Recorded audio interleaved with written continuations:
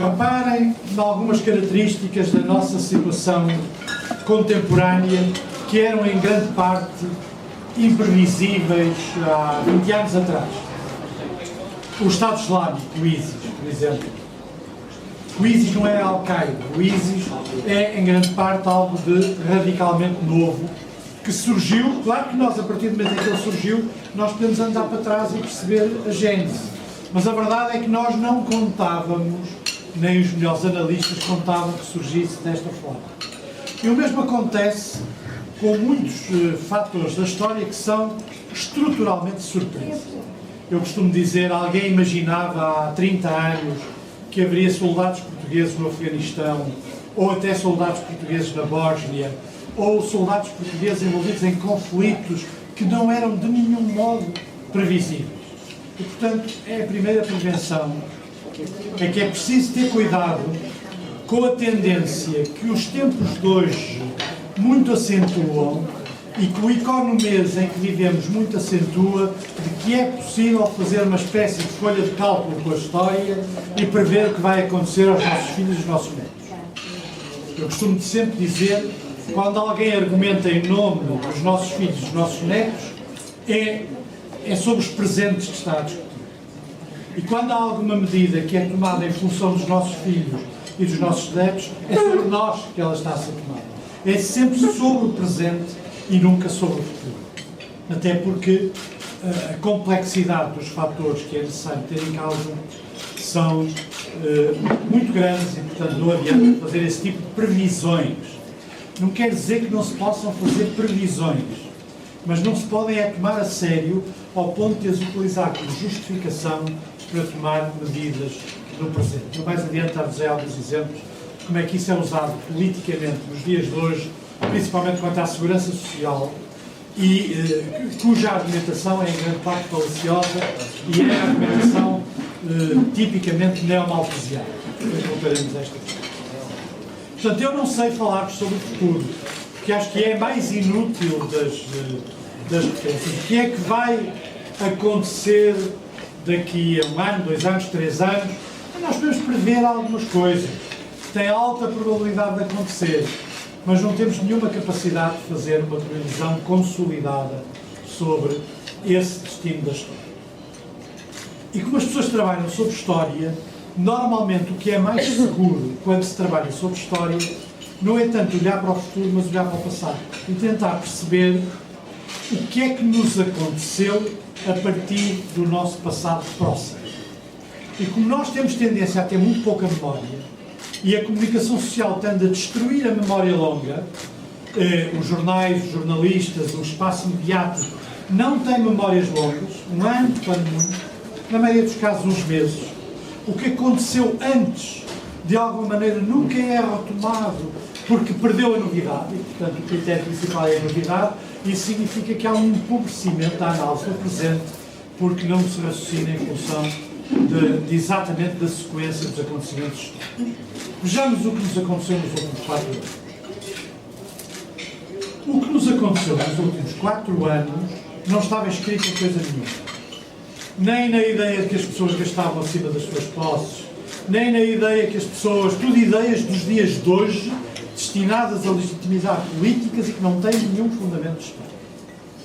Nem a ideia de que estamos apenas perante uma crise do modelo social europeu, estamos perante uma crise da segurança social, estamos perante uma crise da sociedade gerada por alterações demográficas. Todas estas coisas podem ser verdade, nenhuma justifica as conclusões que são tiradas a partir disso. O que é que nos aconteceu nos últimos 4 anos? Há cerca de 4 anos, 5 anos, a crise da realidade data de 2008, houve uma crise financeira, centrada nos bancos. Em grande parte já esquecida, se repararem. E essa crise financeira, os ativos tóxicos, o risco para um conjunto de bancos, gerou em vários países, nos Estados Unidos e na Europa, uma reação de alarme perante a possibilidade de haver um colapso do sistema financeiro e, a partir do colapso do sistema financeiro, poder haver sérias repercussões económicas. E, portanto, as medidas que foram tomadas de emergência eram, em grande parte, destinadas a resolver o problema da banca. na medida em que uma parte importante da crise começou e centrou-se e permaneceu no domínio da banca. O que acontece é que na Europa, e quando eu digo na Europa, significa que não aconteceu no resto do mundo, não aconteceu, por exemplo, nos Estados Unidos, na Europa, a crise financeira, a crise dos produtos tóxicos, foi dobrada por uma segunda crise de gênese puramente político. Ou seja, enquanto que a crise financeira teve a ver com a especulação financeira e teve a ver com mecanismos que podem ser explicados em termos de uma análise de história económica e de história financeira, a segunda crise que se somou à anterior é puramente política, ou seja, foi politicamente decidida. E essa crise é aquilo que nós conhecemos como a crise das dívidas soberanas. Não estava inscrita na natureza de coisa nenhuma. O que não significava que não houvesse problemas com as crises das dívidas soberanas. Simplesmente nunca se tinha admitido fazer um upgrade dessas dificuldades das dívidas soberanas em vários países, Portugal, a Grécia, mas o primeiro caso é a Grécia. As pessoas não passaram dessa crise para uma situação de emergência. E são os alemães que de facto o fazem. E fazem com a Grécia. Nós já estamos esquecidos que a gênese deste processo não começou na Irlanda, em Portugal, nem na Espanha, nem em Itália. Começou na Grécia.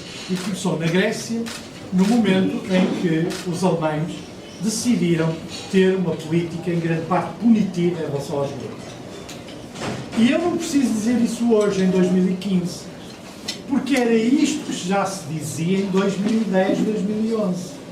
Em 2010, 2011 já havia consciência de que tinha havido um exagero na maneira como se tratava com os gregos. De tal maneira que os alemães tinham tomado a iniciativa de usar a Grécia como exemplo da má gestão dos dinheiros públicos e pô-la na ordem, eles próprios assustaram-se perante a repercussão que isso estava a ter e assustaram-se perante a possibilidade da crise alastrar para países como a Irlanda e Portugal, era óbvio, mas países como a Espanha e a França. E, portanto, tentaram recuar. A própria senhora Merkel tentou recuar da ideia da centralidade da crise das dívidas soberanas, só que quando tentou recuar já era tarde. É muito interessante que Portugal tem um papel nesse recuo. E esse papel é o PEC 4 e o papel da senhora Merkel como o engenheiro Sócrates na fase final do governo. Quando nós começámos a ter sérios problemas financeiros e começámos a somar PEC sobre PEC, portanto é uma crise que antecede o atual governo, como se sabe, houve um encontro entre Sócrates e a senhora Merkel de que não se conhecem muitos pormenores nem muitos detalhes, porque falta muita documentação em toda esta crise, e, no entanto, nós sabemos o que resultou desse encontro. Resultou que os alemães não queriam que Portugal tivesse um processo semelhante ao grego. E, portanto, tentaram travar em Portugal a crise que se tinha iniciado com as dívidas soberanas. Hoje já ninguém se lembra disso. E a verdade é que puseram uma espécie de bom protetor, exigiram sem dúvida medidas, as medidas que estão no PEC 4, nós hoje à distância consideramos que elas não eram suficientes, mas não eram suficientes não em relação à situação na altura, não eram suficientes em relação às que foram tomadas a seguir, já tomadas num contexto muito diferente. Um dos grandes riscos da análise histórica é projetar para o passado coisas que só aconteceram posteriormente. E como se pode ver quando se faz a história do memorando e a história de todo o processo destes últimos 4 anos, a percepção do memorando não foi sempre a mesma. Nós hoje olhamos para o memorando da Troika e entendê-lo como uma sequência do mesmo tipo de medidas punitivas que tinham sido tomadas em relação com os gregos. E algumas havia, mas não se deviam à reação à chamada bancarrota de Sócrates, mas ao facto do PEC 4 ser chumbado. Os aspectos punitivos do memorando da Troika são em grande parte uma resposta ao chumbo do PEC 4, porque o PEC 4 correspondeu a uma tentativa, em conjunto com os alemães, de travar a crise das dívidas soberanas em Portugal. Ou seja, tudo isto é muito diferente da história que nos contam todos os dias. Mas se nós formos à época, nós encontramos coisas que não encaixam. Quando muitas vezes se diz Passos Coelho fez uma campanha eleitoral prometendo coisas completamente diferentes que veio a fazer. Claro, porque até ao final do ano 2011 ninguém tinha consciência de que o memorando significava aquilo que nós hoje dizemos que ele significa. Ele é apresentado por Sócrates como uma revisão do programa grego, também já ninguém se lembra disso. Ou seja, que enquanto que o programa grego tinha deixado de fora a possibilidade do desenvolvimento económico, o memorando português tinha a diferença de, tendo medidas restritivas, permitir o desenvolvimento económico. É esta a declaração que Sócrates faz quando apresenta o memorando. Nós podemos dizer, bom, não está também a argumentar para se justificar. Está. Não está também a argumentar para se justificar. Mas a verdade é que o memorando já tinha um conjunto de coisas que significavam uma revisão do que tinha sido exigido aos gregos.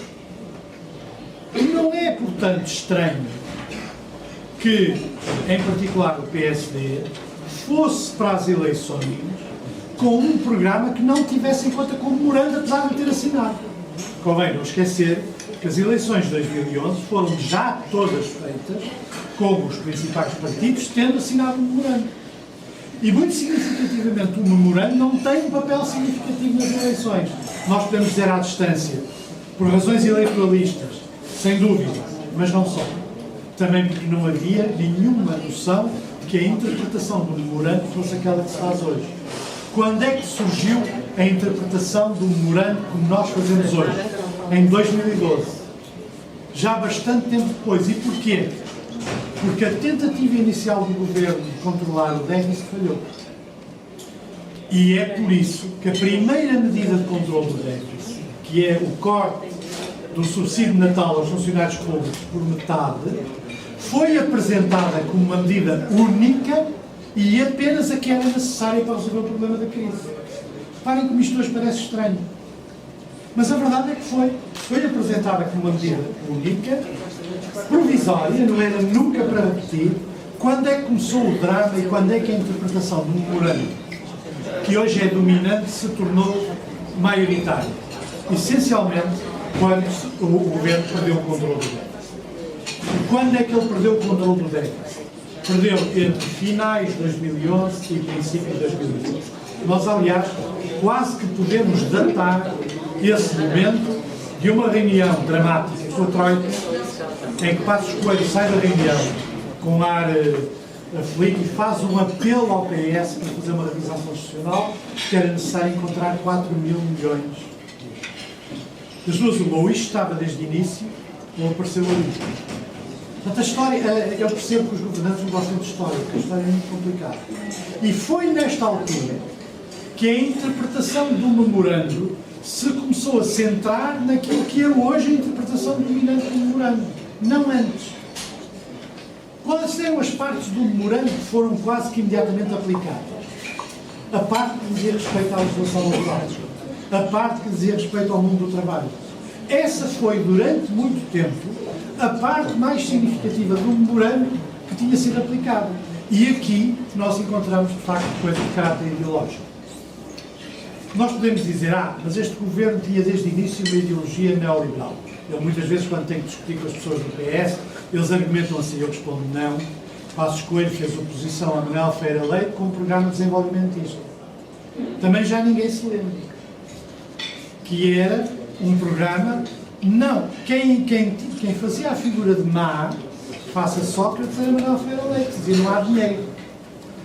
A oposição a Manuel Ferreira Leite, como já tinha acontecido na campanha eleitoral que tinha oposto Santana Lopes, as pessoas Santana Lopes deu uma entrevista ao Financial Times dizendo que a crise em Portugal tinha terminado, estávamos em plena recuperação e as pressões para afastar Manuel Ferreira Leite de ministra das Finanças de Durão Barroso faziam-se essencialmente porque ela é que era culpada pelo PSD perder as eleições porque tomava medidas restritivas. E a oposição de Passos Coelho, documentada por várias declarações, por exemplo, sobre o TGV e outras, a Manuel Ferreira Leite foi essencialmente a oposição de dizer esta mulher não tem visão de futuro, não percebe que a economia precisa de desenvolvimento, precisa de grandes projetos públicos, exatamente o contrário do que se diz hoje. E, no entanto, isso está escrito.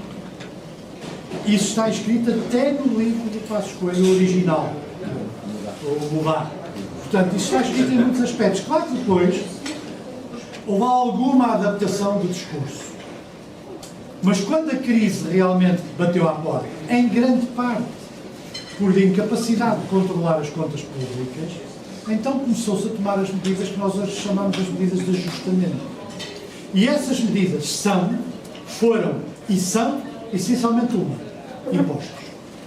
Este modelo, embora nós estamos em ano eleitoral, e em ano eleitoral houve folga, portanto este ano eleitoral é um ano de folga, é por isso que apesar de tudo alguns resultados económicos melhoram, porque estamos num ano em que realmente houve uma folga na austeridade, não é só em Portugal, aconteceu semelhante em Espanha e aconteceu também em Inglaterra, como é evidente voltará, depois das eleições, será a atual maioria continuar a governar. Isso é, voltará sob a capa da reforma do Estado, que é a capa em que ainda permanece o programa do ajustamento. E a ideia então foi a ideia do ajustamento. Para um filósofo, ou alguém que estudou filosofia, a expressão ajustamento é uma expressão muito interessante. O que é que significa ajustar?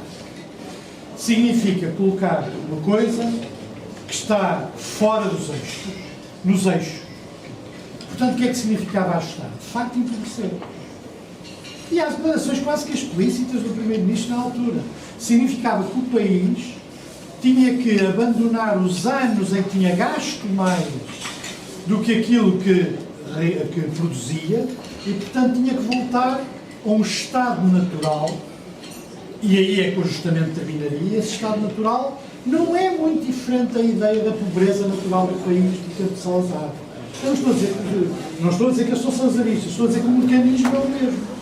O país é pobre, qualquer crescimento ou riqueza ou melhoria das condições de vida é sempre artificial. No entanto, quando nós analisamos, por exemplo, as despesas e o endividamento das famílias, nós não encontramos nada de artificial nesse endividamento. A maioria do endividamento das famílias foi com compra de casa própria. Ora, a decisão de comprar casa própria era uma decisão inteiramente racional. Quem é que ia alugar casas? Não havia mercado de arrendamento. Quem é que com juros baixíssimos deixava de pedir dinheiro à banca aliás quase nos empurrava, para pedir casa própria? Era absolutamente racional. É por isso que nós não podemos também, em história, culpabilizar estas decisões que foram tomadas por pessoas que estavam a tomar decisões inteiramente racionais e mais, e que tinham salários que lhes permitia pagar as prestações de conta. E, portanto, o que acontecia é que esse endividamento para a compra de casa própria é o grosso do endividamento das famílias. E é também essa a crise das penhoras. As empresas já varia conforme a dimensão da empresa. Portanto, nós vivemos acima das nossas posses, mas em qualquer período de crescimento económico vive-se sempre acima das suas posses. O que é que acontece? É que não só se criou uma espécie de penalização moral sobre esse período, como se esquece o adquirido desse período. A primeira coisa que é preciso compreender é que em política é o bem comum o objetivo. E em primeira razão, nós temos sociais-democratas, em política social-democrata, um partido que é laico, também no programa do PSD, e portanto as pessoas não estão na Terra para provar coisa nenhuma. As pessoas estão na Terra para serem felizes. E portanto a medida de uma boa política não é a infelicidade, não é pegar nas pessoas e dizer vocês vão se sacrificar em nome dos filhos e os netos, coisa que nunca aconteceu na história. Estas coisas têm que ser ditas. Nunca nenhuma geração sofreu, a não ser em situação de guerra, e o que ela sofreu transitou para os seus filhos e para os nossos netos. Não. Transita dentro da própria sociedade uns para os outros. Portanto, na verdade, nós não estamos a ajustar nem a empobrecer para garantir um futuro aos nossos filhos e aos nossos netos. Nós estamos a ajustar e a empobrecer para garantir que haja uma diferente distribuição de recursos na sociedade. Que vai, no caso português, essencialmente a classe média. Nem são os mais pobres. Os mais pobres não são a principal vítima desta crise. Às vezes a esquerda diz isso, está a ser com os mais pobres. Não. Os mais pobres sofrem, mas sofrem de maneiras diferentes. Sofrem porque o aumento do custo de vida, o aumento das casas, quer dizer, tem aí um efeito. Mas sofrem principalmente porque não têm esperança de sair da pobreza. Porque se quebrou o mecanismo pelo qual as pessoas saíam da pobreza e entravam na classe média. E ao entrarem na classe média, essencialmente através da educação, aumentavam de expectativas, que é isso que hoje é penalizado. As expectativas da classe média são penalizadas como sendo más e ainda não se descobriu em sistema de economia de mercado nenhuma economia que cresça sem haver expectativas da classe média e sem haver crescimento da classe média. É por isso que este programa de ajustamento nos vai dar, se continuasse, coisa que não acontece, porque há um pequeno problema que são as eleições, não é possível nunca, em democracia, manter programas deste género em situações que não seja de guerra ou de ditadura, e, portanto, o que significa que, mal ou bem, a própria democracia corrige estes elementos. Sendo que a teoria do ajustamento parte do princípio que tem décadas à sua frente. Cavaco Silva disse isso, saiu-lhe, provavelmente está arrependido de ter dito, quando ele disse: nós temos pelo menos uma década e meia à nossa frente de austeridade. Passos Coelho também disse de outra maneira, mas também disse o mesmo. Ora, isto não é possível em democracia. Não é possível por uma razão muito simples. Porque os mecanismos sociais, se forem bloqueados de tal maneira que deixou de haver elevador social, ou seja, as pessoas deixaram de passar da pobreza para a classe média, e na classe média, principalmente através da educação dos filhos, vão tendo um upgrade da sua vida. Se isto não acontece, não há desenvolvimento económico. E o que há é uma sociedade cada vez mais dual, entre gente muito rica e gente muito pobre. E uma sociedade cada vez mais dual é instável em democracia.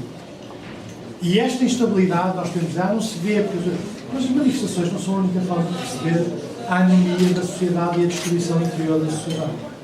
Portanto, a ideia do ajustamento e as teorizações do ajustamento datam de 2012. E estão hoje, de novo, abandonadas. Porque o que hoje os nossos governantes dizem sobre a Troika não é o que disseram de 2012 a 2014. De 2012 a 2014, a Troika era a salvadora porque trazia uma pressão exógena para resolver problemas endógenos.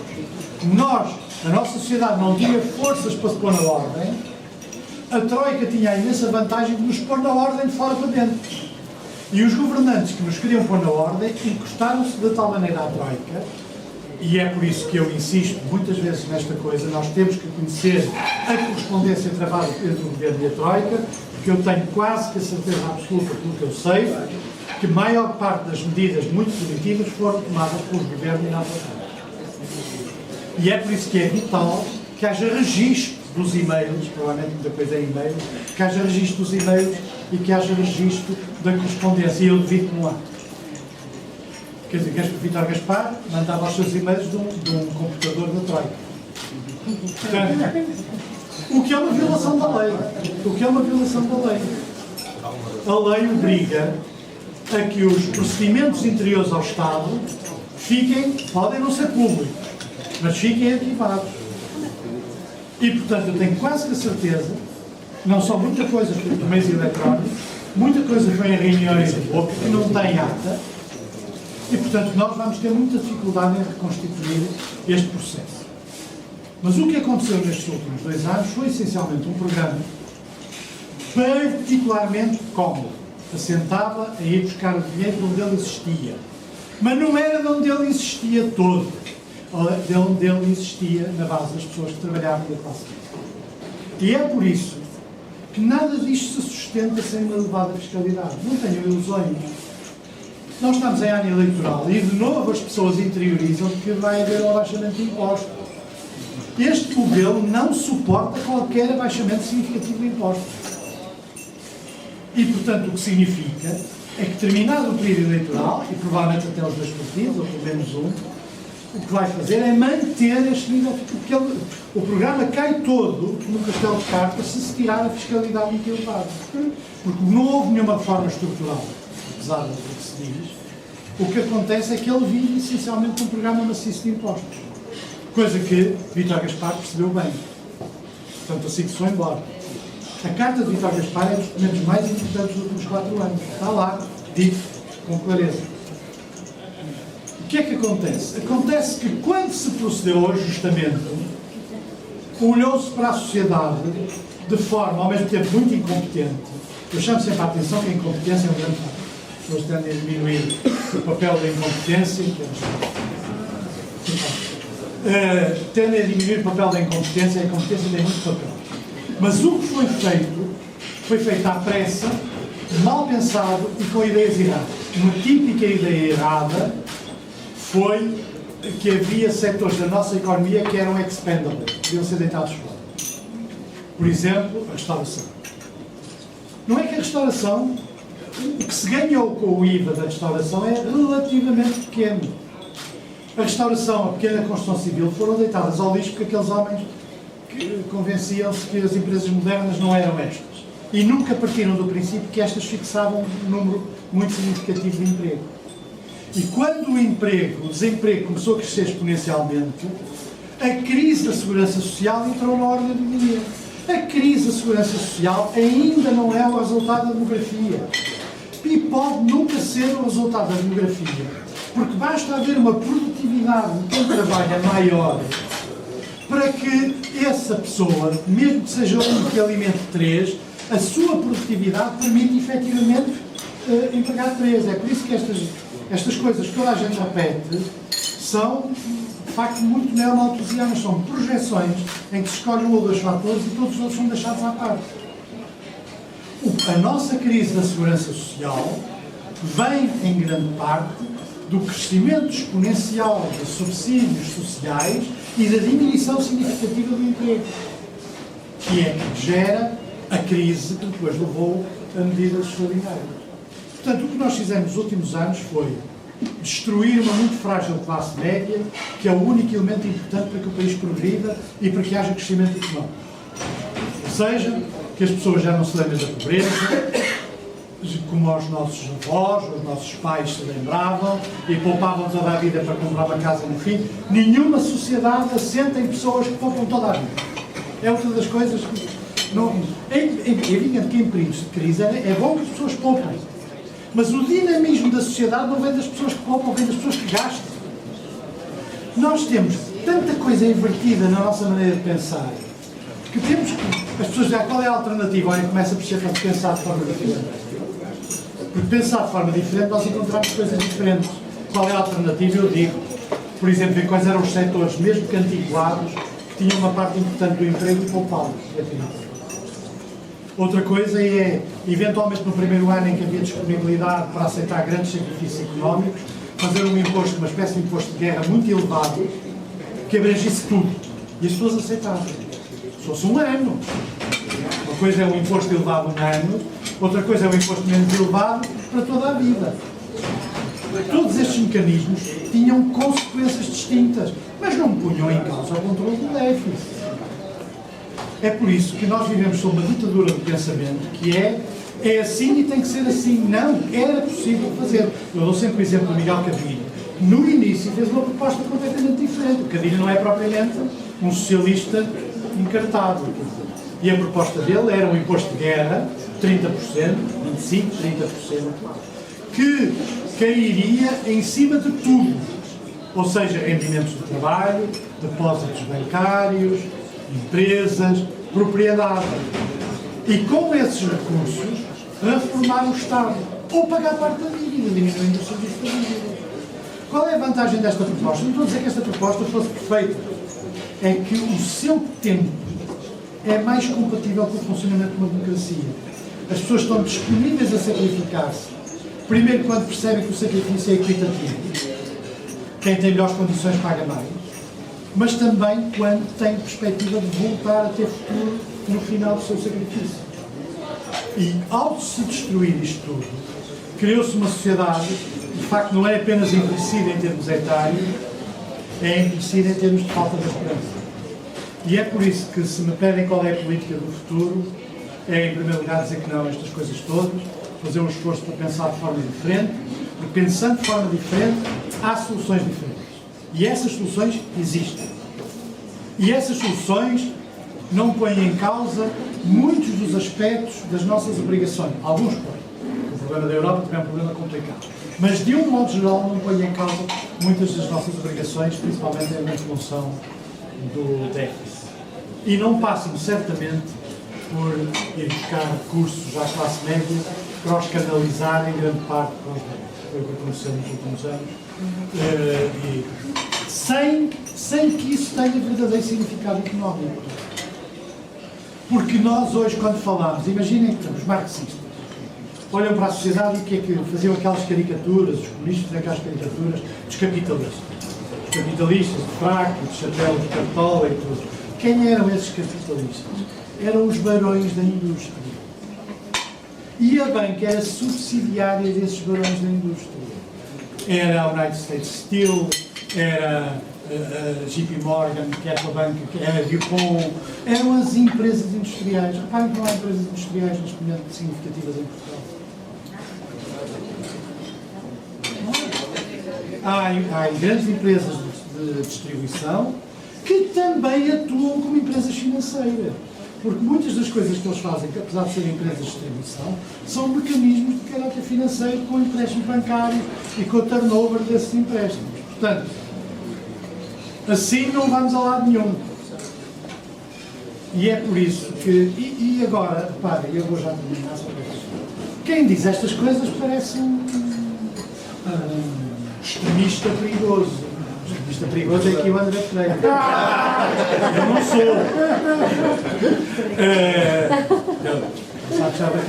Mas o que acontece é que isto saiu de tal maneira dos eixos que estas coisas que eu estou a dizer que são puramente social-democratas, democratas cristãos, não põem em causa nem a propriedade, nem a economia de mercado, que apesar de se chama capitalismo, não põe em causa nenhuma destas coisas. O que põe em causa é outra coisa. É um governo, de facto, que socialmente despreza os mais fracos. E isso é evidente. Evidente. E os exemplos permitem-nos, eu às vezes discuto com o Lobo Xavier, que é representante da defensora BIG, e portanto temos uma discussão amigável, e, por exemplo, fala-se no imposto sobre as sucessões. E imediatamente, se houver imposto sobre as sucessões, as pessoas fogem do imposto. A fiscalidade vai aumentar o imposto sobre as grandes empresas. Elas fogem. Eu coloco-me assim a questão, está bem, mas é normal que eles fujam? Quer dizer, a gente acha que as cabeleireiras e os restaurantes e os cafés e os mecânicos de automóvel, quando fogem, estão a cometer um crime social. E os outros é uma constatação de facto, como se tivessem direito de fugir. Reparem que é assim. Reparem que é assim. É absolutamente amável, a gente faz, eles fogem. Quer dizer, e a cabeleireira não passa para o problema. Tem o nosso secretário de Estado e eu parei todas as finanças em cima dela. Portanto, há aqui problemas sociais complicados, problemas de mentalidade, problemas de degeneração partidária, problemas de ignorância sobre o país, que vão ser muito difíceis de implementar. Portanto, eu não auguro um futuro particularmente radioso. Espero que haja uma surpresa comigo.